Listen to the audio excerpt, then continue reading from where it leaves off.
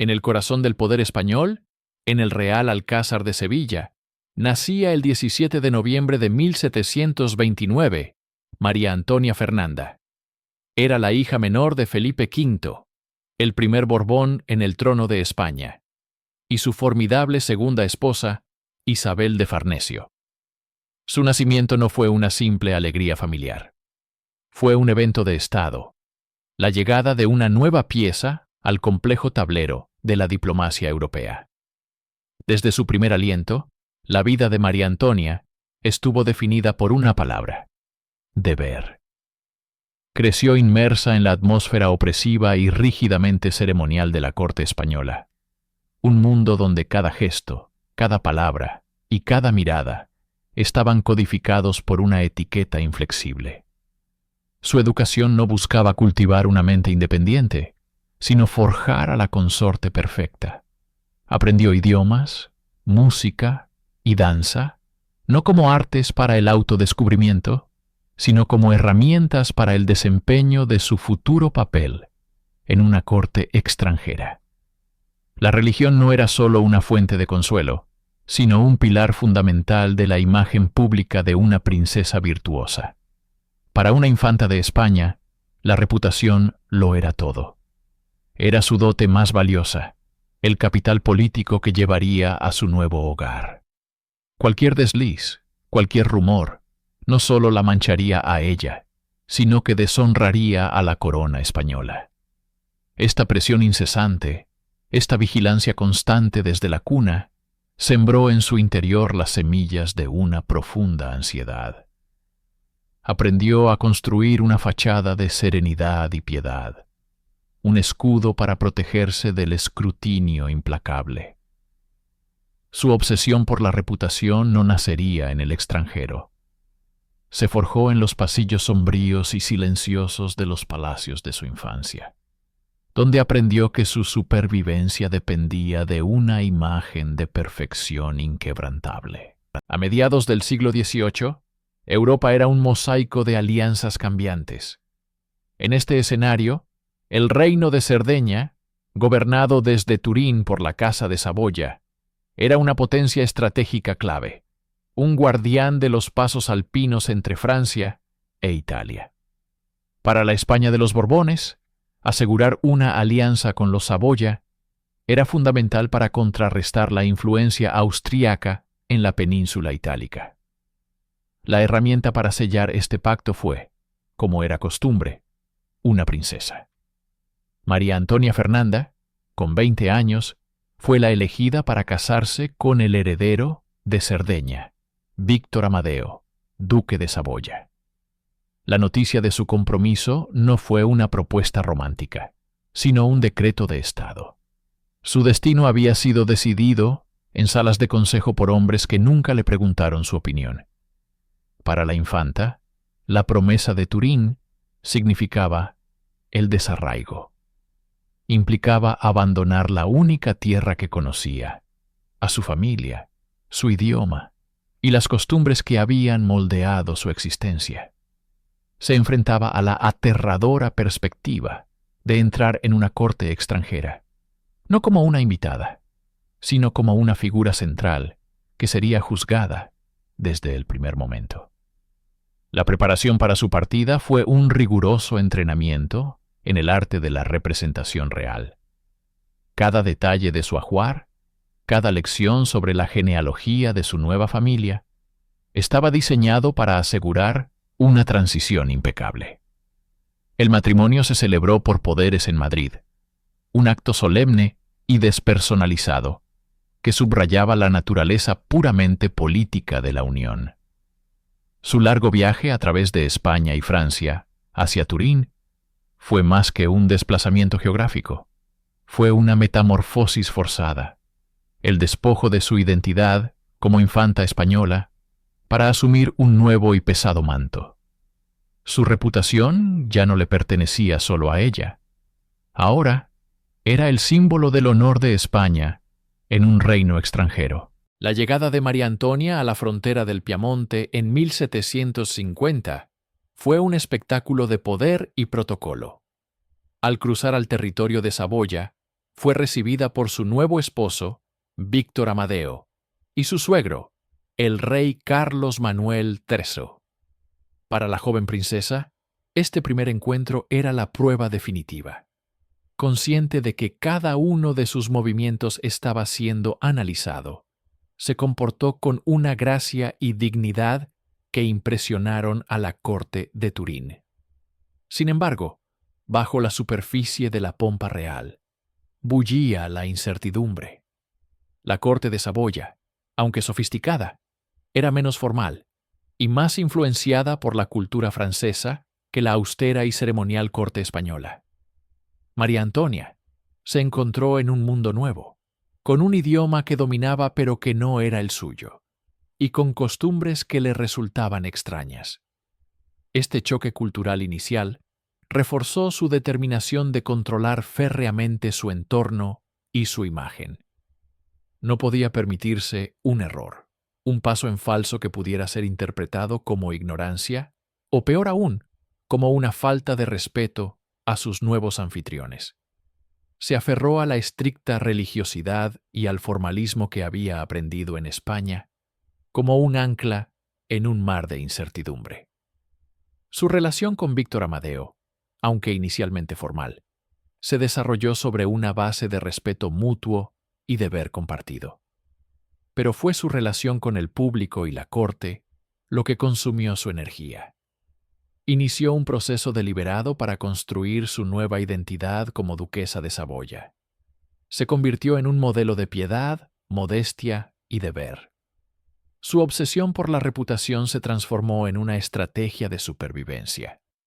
Cada acto público, cada audiencia, cada aparición, era una actuación calculada para proyectar una imagen de consorte perfecta, consolidando así su posición y la de la alianza que representaba. Su identidad ya no era la de la infanta que había salido de Madrid, sino la de la futura reina, que debía ganarse el respeto de un nuevo reino. Como duquesa de Saboya, y a partir de 1773, como reina de Cerdeña, María Antonia cumplió con su principal deber dinástico con una eficacia implacable.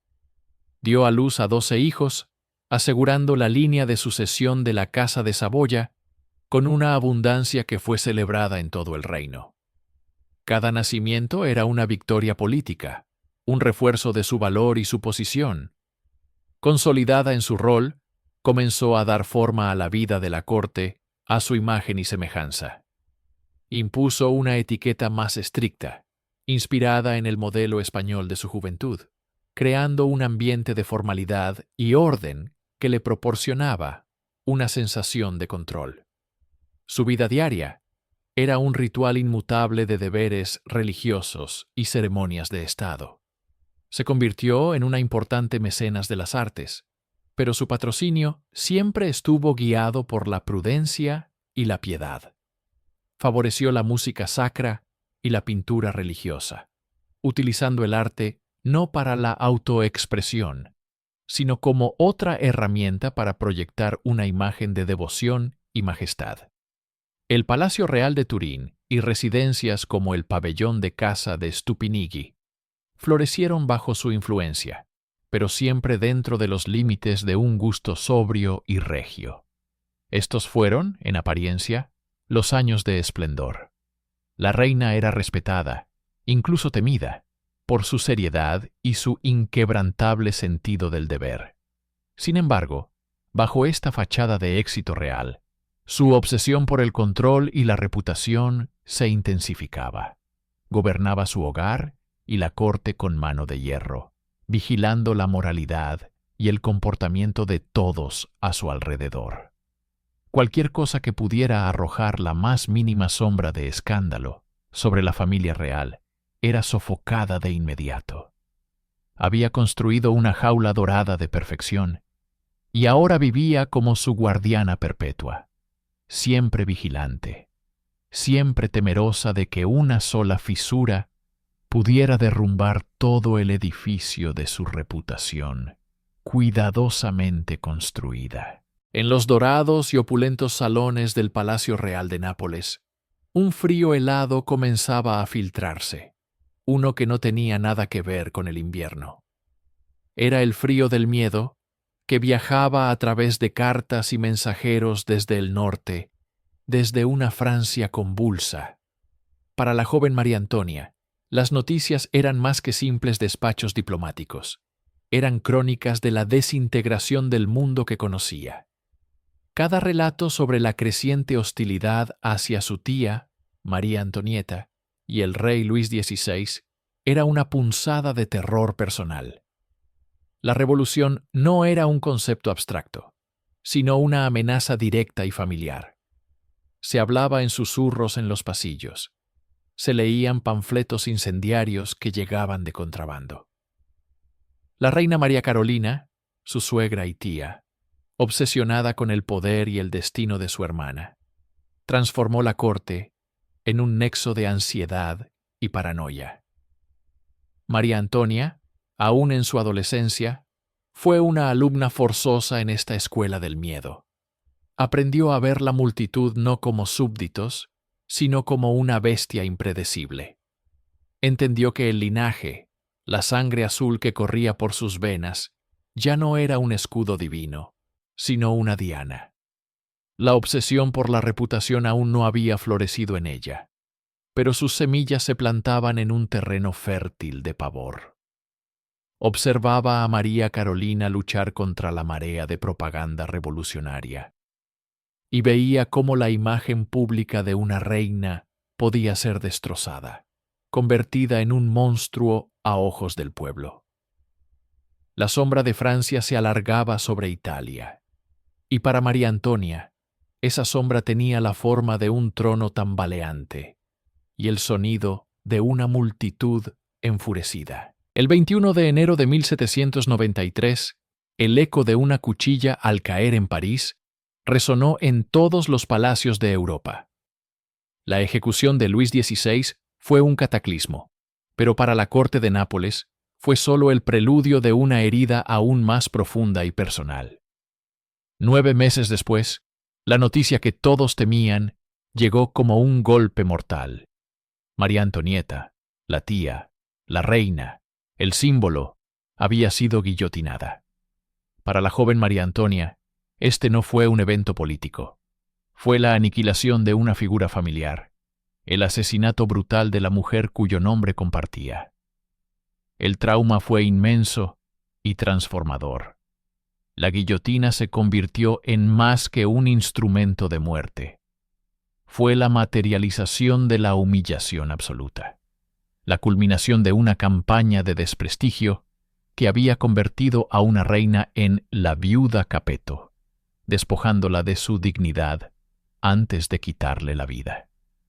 Este evento grabó a fuego en la mente de María Antonia una verdad aterradora. La reputación no era una cuestión de vanidad, sino de supervivencia. Vio cómo su tía fue juzgada y condenada en la plaza pública mucho antes de su juicio oficial, cómo las calumnias y los libelos se convirtieron en el combustible del odio popular. El terror se instaló en su corazón, un miedo visceral a que el mismo destino pudiera aguardarle a ella o a su familia.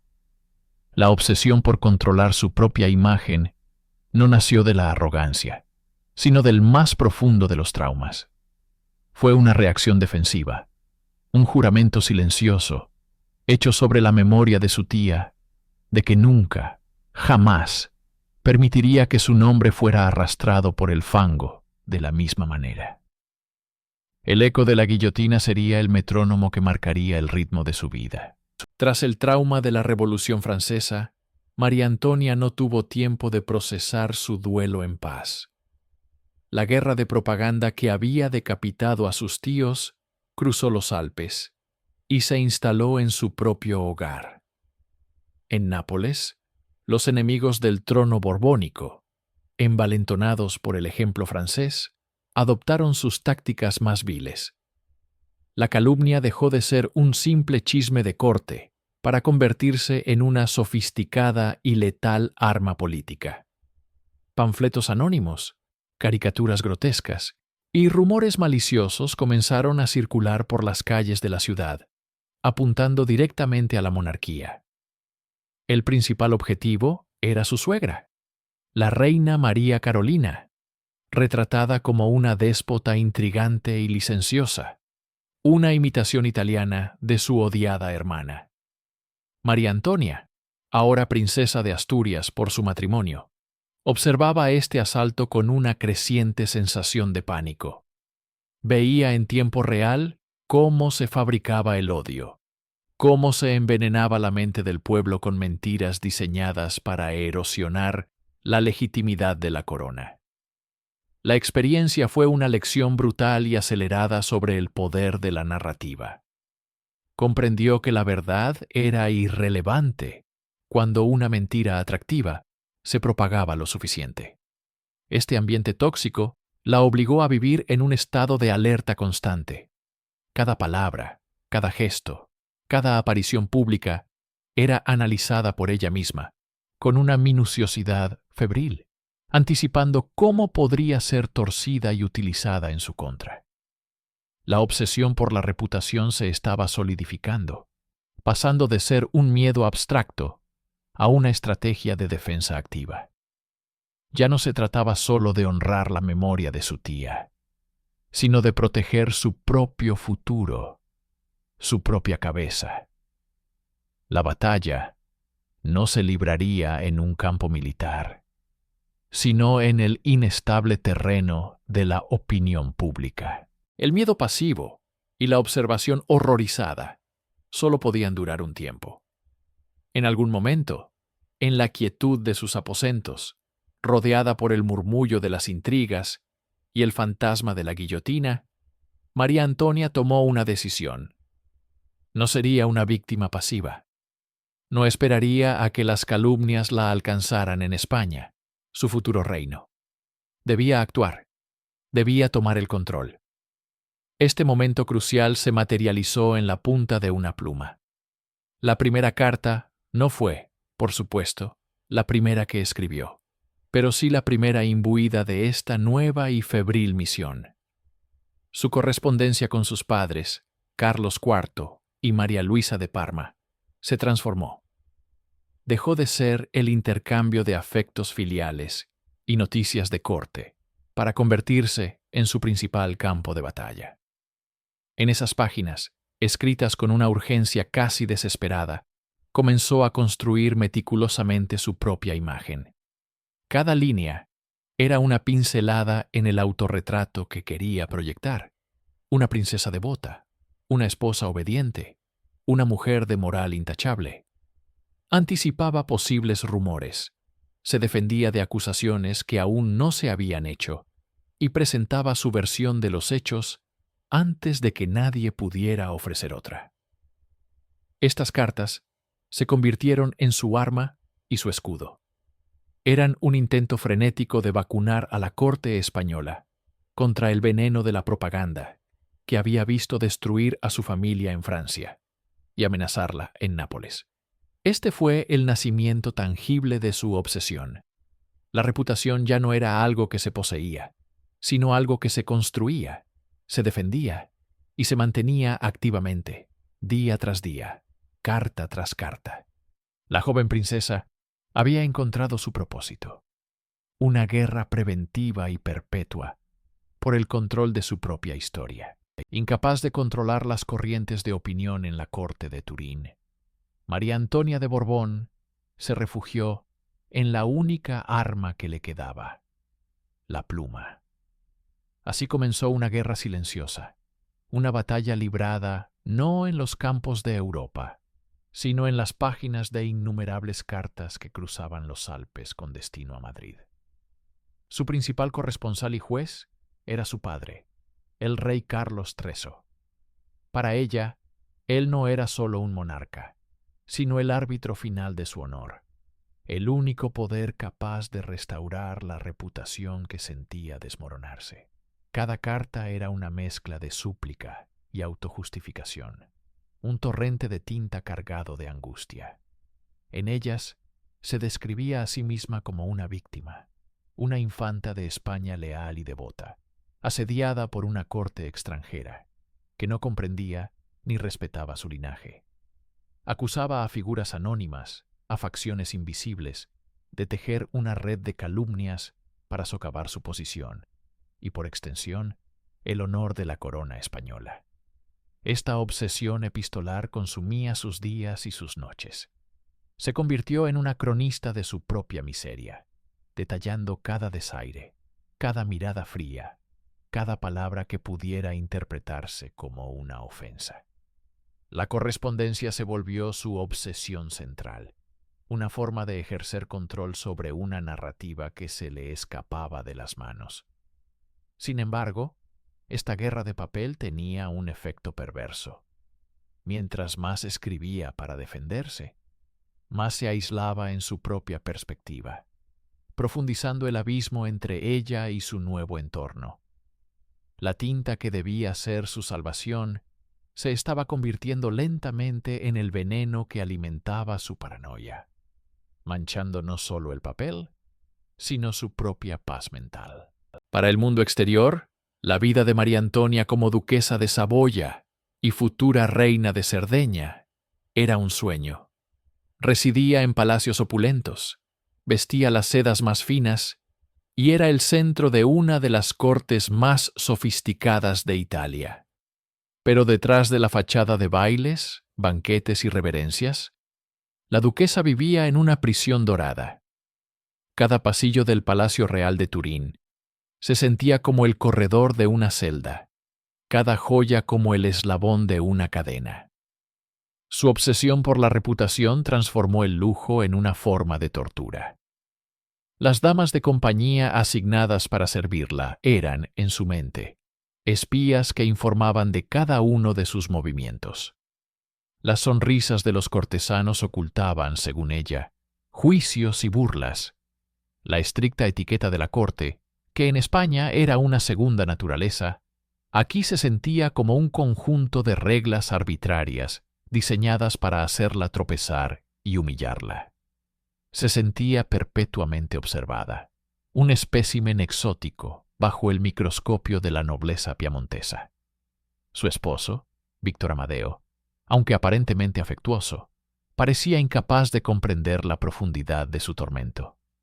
Para él, las quejas de su esposa eran exageraciones, tormentas en un vaso de agua. Esta incomprensión la aisló aún más. Los majestuosos Alpes que rodeaban Turín no eran una vista sublime, sino los muros infranqueables de su cautiverio, separándola físicamente de su hogar, de su familia, y lo más importante, de la validación de su padre. En esta jaula de oro, privada de poder real y de control sobre su propia imagen, su mente se convirtió en el único campo de batalla, un territorio cada vez más oscuro y solitario. El núcleo de la tragedia de María Antonia residía en un espejo roto. La imagen que tenía de sí misma estaba completamente fragmentada y distorsionada en los ojos de la corte de Cerdeña. En su propia mente, ella era la encarnación de la virtud y el deber. Se veía como una infanta de España, hija del poderoso Carlos III, que defendía con firmeza el prestigio de su casa real en un entorno extranjero. Cada acto de rigidez, cada negativa a adoptar plenamente una costumbre piamontesa, era para ella una defensa de su identidad y del honor de su patria. Creía que su comportamiento era el esperado de una mujer de su rango y linaje. Sin embargo, la corte de Turín reflejaba una imagen completamente diferente. Donde ella veía dignidad, ellos veían arrogancia. Donde ella veía lealtad a sus orígenes, ellos veían un desdén insultante por su nuevo país. Su insistencia en mantener las costumbres españolas no fue interpretada como un acto de piedad filial, sino como una declaración de superioridad. La percibían como fría, altiva e intratable, una princesa que se negaba a convertirse en su reina. Este abismo entre la autopercepción y la percepción externa se hizo insalvable. Cada intento que hacía por corregir la imagen que proyectaba solo servía para reforzar las opiniones negativas. Si se mostraba reservada para evitar críticas, la llamaban distante. Si expresaba su opinión con la franqueza a la que estaba acostumbrada en Madrid, la tildaban de conflictiva. El espejo de la corte estaba roto, y cada fragmento le devolvía una versión monstruosa de sí misma que no reconocía, pero contra la cual se sentía impotente para luchar. A medida que pasaba el tiempo, la lucha de María Antonia por su reputación se transformó en una guerra contra enemigos intangibles. Ya no se trataba de un cortesano específico o de una facción rival identificable. Su adversario era ahora un murmullo omnipresente, un fantasma hecho de rumores, susurros y miradas fugaces. La obsesión se internalizó, convirtiéndose en una paranoia que teñía cada aspecto de su existencia en la corte. Vivía en un estado de alerta constante, analizando cada conversación en busca de dobles sentidos, interpretando cada silencio como una confirmación de sus peores temores. Los pasillos del palacio ya no albergaban a personas, sino a espectros de la desaprobación. El fantasma más grande de todos era la posible decepción de su padre. La falta de una respuesta contundente y de apoyo incondicional desde Madrid la atormentaba. ¿Creía él las calumnias? ¿La consideraba un fracaso? Este miedo se convirtió en un perseguidor invisible que la acosaba en la soledad de sus aposentos. Esta batalla contra fantasmas la estaba agotando física y emocionalmente. La aisló de posibles aliados, ya que la desconfianza se convirtió en su principal consejera. Incluso los gestos de amabilidad de su esposo o de algunos miembros de la corte eran recibidos con sospecha. Estaba atrapada en una fortaleza que ella misma había construido, asediada por un ejército de sombras que solo ella podía ver. Su lucha ya no era por el honor o el poder político. Era una lucha desesperada por su propia cordura, un intento de silenciar las voces que resonaban en su cabeza, voces que le decían que estaba sola, que había sido juzgada y que había perdido. La obsesión de María Luisa por controlar la narrativa de su honor la empujó a un abismo de aislamiento. Cada crítica, cada panfleto, cada susurro en los pasillos del palacio era percibido no como una disidencia política, sino como un ataque personal y directo a su esencia. Su mundo se encogió, reduciéndose a un círculo vicioso de paranoia y desconfianza. La corte, antes un escenario para su poder, se transformó en un campo de batalla donde cada rostro ocultaba una posible traición. Su principal enemigo, en su mente, era su propio hijo, Fernando, el príncipe de Asturias. Veía en él la encarnación de todas las conspiraciones, el catalizador del odio popular que la consumía. Esta fractura familiar fue la grieta por la que se colaría el destino de España. En su afán por proteger a Manuel Godoy, a quien consideraba la única extensión de su voluntad y su único aliado verdadero, María Luisa levantó muros invisibles. Se enemistó con ministros influyentes, despreció a la aristocracia tradicional y purgó a cualquiera que osara cuestionar al valido. Esta purga no fortaleció su posición. Al contrario, la debilitó fatalmente. Creó un vacío a su alrededor, llenando la corte de aduladores y oportunistas, mientras los nobles y los intelectuales agraviados formaban un frente unido en la sombra, aglutinados en torno al príncipe Fernando. La reina, en su lucha por una reputación que ya estaba perdida, se había declarado la guerra a sí misma y a su propio reino. Estaba sola, atrincherada en una fortaleza de orgullo, sin darse cuenta de que los verdaderos enemigos no estaban dentro de los muros del palacio, sino marchando a través de los Pirineos. La defensa incesante de su honor y el de Godoy tuvo un costo devastador en la psique de María Luisa. La ansiedad se convirtió en su compañera constante, una sombra que se alargaba con cada nuevo rumor. Los testimonios de la época describen a una reina cada vez más errática, con cambios de humor bruscos que oscilaban entre la furia despótica y la más profunda melancolía. El sueño se le escapaba, y las noches se llenaban de temores, de la revisión obsesiva de las afrentas del día y la planificación de las venganzas del mañana. Esta carga mental se somatizó, manifestándose en dolencias físicas que los médicos de la corte no lograban diagnosticar con claridad. Sufría de jaquecas persistentes, problemas digestivos y un agotamiento crónico que contrastaba con la energía febril que dedicaba a la microgestión política y a la protección de su valido. La obsesión por el control absoluto la llevó a un estado de hipervigilancia. Leía la correspondencia privada, interrogaba a los sirvientes y fomentaba una red de espías que, a menudo, le proporcionaba información distorsionada que solo alimentaba su paranoia. Ya no distinguía entre una crítica legítima y una conspiración para derrocarla. Cada gesto era analizado, cada palabra sopesada en busca de un doble sentido. Este estado de sitio mental la incapacitó para gobernar con claridad.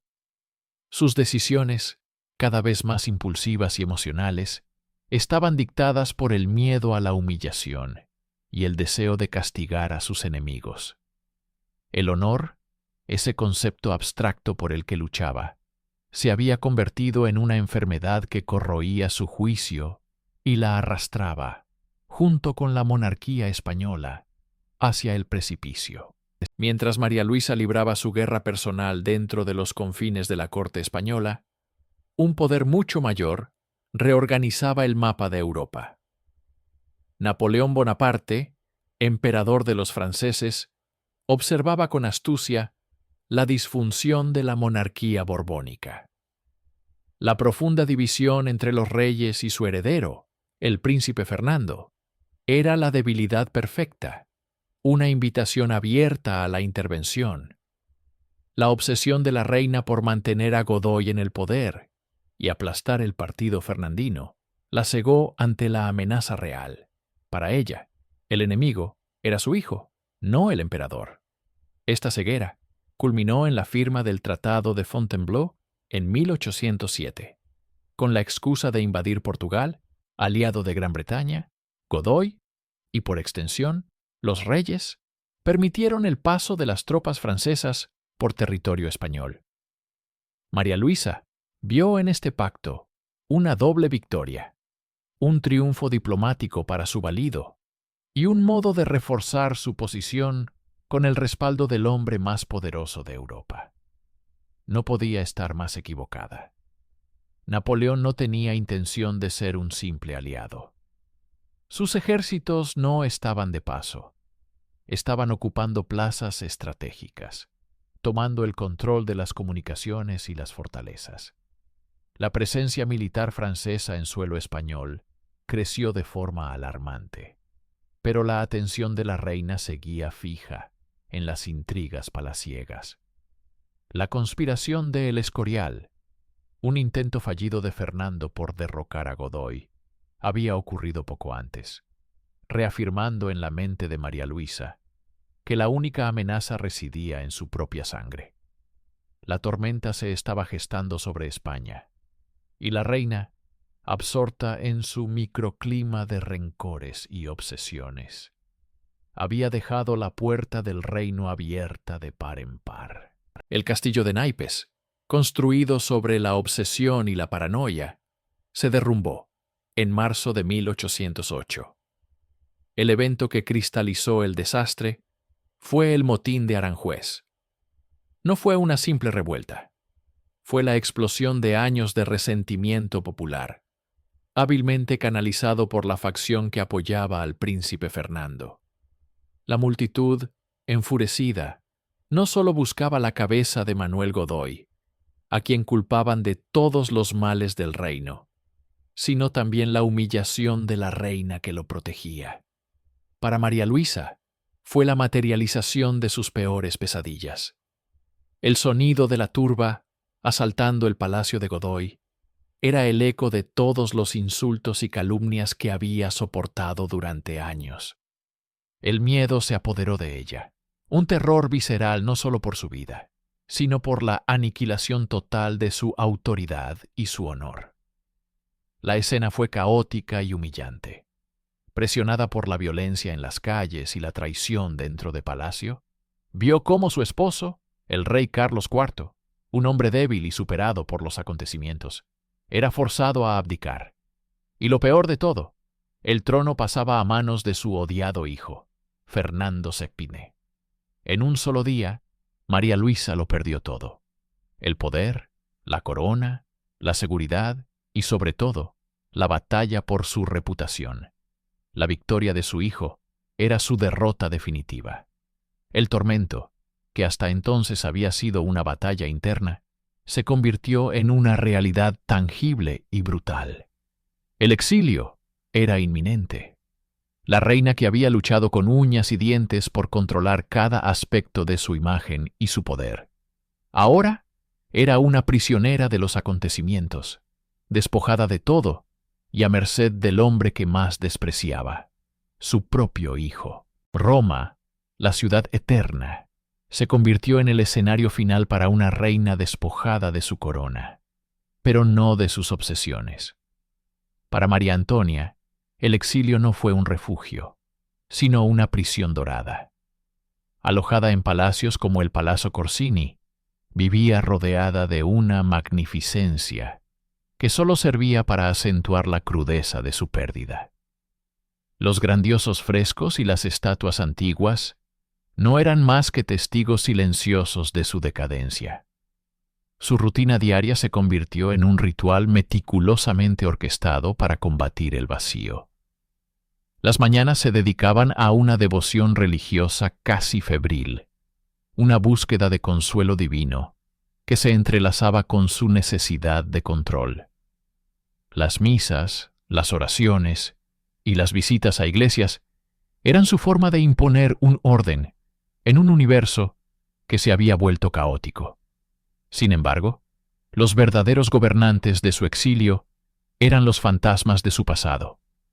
Cada rincón de Roma le recordaba lo que había perdido: el poder que ostentó en Turín, la vibrante vida de la corte napolitana y, sobre todo, la compañía de sus hijos, ahora peones en un juego político del que ella había sido expulsada.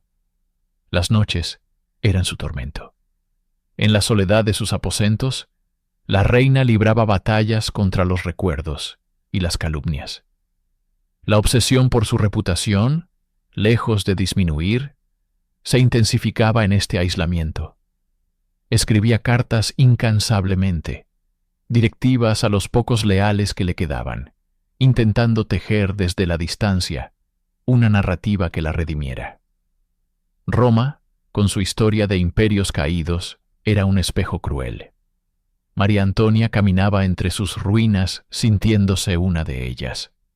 Un monumento a la gloria perdida, perseguida por el espectro de la reina que una vez fue y que luchaba desesperadamente por no ser olvidada. Despojada de su corona, de su influencia política y de su familia, a María Antonia solo le quedaba un territorio por gobernar: su propia historia. Su exilio en Roma se transformó en una campaña incesante y meticulosa para reclamar el control de su narrativa. Este se convirtió en su único y último reino, un dominio intangible pero por el cual lucharía con la misma ferocidad con la que una vez defendió los intereses de Saboya. Su obsesión por la reputación ya no era una cuestión de vanidad, sino de supervivencia existencial. Si la historia la recordaba como la conspiradora intrigante y la esposa infiel que sus enemigos pintaban, entonces su vida entera sería un fracaso. Para evitarlo, Convirtió sus dependencias en una cancillería de la memoria. Dictaba cartas a embajadores, nobles y clérigos por toda Europa, presentando su versión de los hechos, refutando cada rumor, puliendo cada detalle de su pasado. Cada misiva era un movimiento estratégico en su tablero de ajedrez personal contra el olvido. Gastaba las menguantes pensiones que recibía no en lujos, sino en mantener una red de informantes y agentes que le reportaban las corrientes de opinión en las cortes extranjeras. Se aferraba a cada pequeño triunfo, un panfleto favorable, una carta de apoyo de un pariente lejano, un comentario benévolo de un diplomático. Estos eran los tesoros de su nuevo reino. Su control se manifestaba en la rigidez con que manejaba su propia imagen en Roma. Cada aparición pública, cada visita a una basílica, estaba calculada para proyectar piedad, dignidad y una injusticia sufrida con regia entereza. Era una actuación constante, agotadora, la de una reina que, habiendo perdido su trono, ahora luchaba por el trono mucho más precario de la opinión póstuma. Los años de exilio, la lucha incesante y el peso de la amargura comenzaron a cobrarse un precio visible en María Antonia.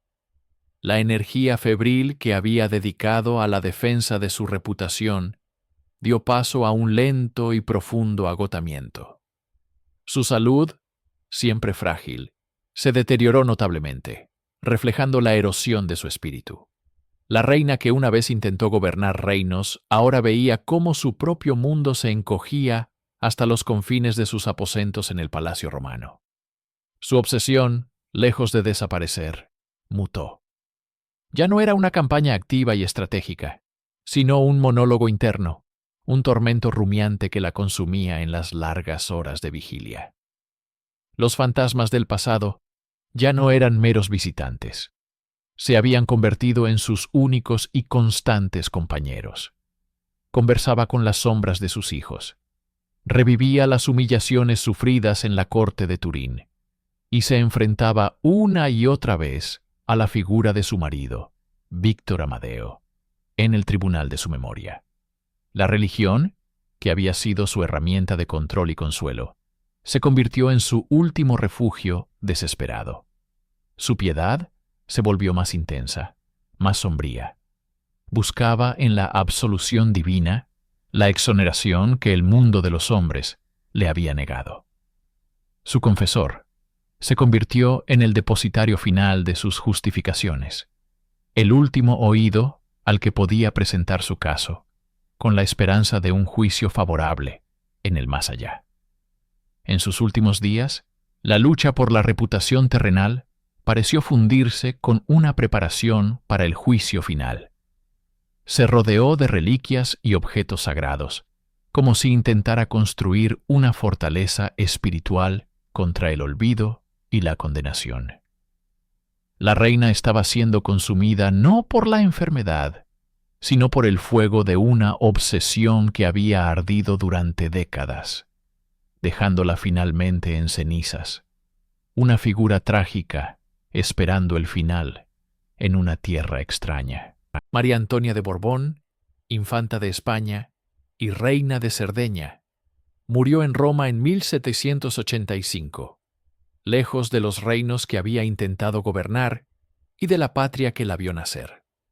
Su muerte fue un evento discreto, la nota a pie de página en la crónica de una Europa que ya había puesto su atención en otros dramas y en las inminentes revoluciones que cambiarían el continente para siempre. Su última y más desesperada batalla, la guerra por controlar su legado, había terminado en derrota. A pesar de las miles de cartas, de las súplicas y de las elaboradas justificaciones, la narrativa que prevaleció fue, en gran medida, la escrita por sus detractores. Durante generaciones, la historia la recordó como la arquetípica reina intrigante, una extranjera ambiciosa cuya interferencia en la política había traído discordia a la Casa de Saboya. Su complejidad psicológica sus motivaciones como madre y su genuino sentido del deber dinástico quedaron sepultados bajo capas de propaganda hostil. El olvido que tanto temía no fue total, pero sí cruelmente selectivo. Se la recordaba no por lo que fue, sino por la caricatura que sus enemigos habían creado. Sin embargo, su obsesiva lucha no fue del todo en vano. La ingente correspondencia que dejó tras de sí se convirtió en una cápsula del tiempo, un testimonio extraordinario de la psique de una reina caída. Para los historiadores posteriores, estas cartas ofrecen una ventana a su alma, revelando una mujer de formidable inteligencia, voluntad de hierro y una vulnerabilidad trágica. Su verdadero legado, por tanto, no es la reputación que logró o no salvar, sino la crónica de su propia batalla. La historia de María Antonia es la historia de cómo se construye y destruye la memoria, y de la lucha desesperada de una mujer por ser la autora de su propio epitafio. Una batalla que, aunque perdida en su tiempo, nos permite hoy escuchar su voz resonando a través de los siglos.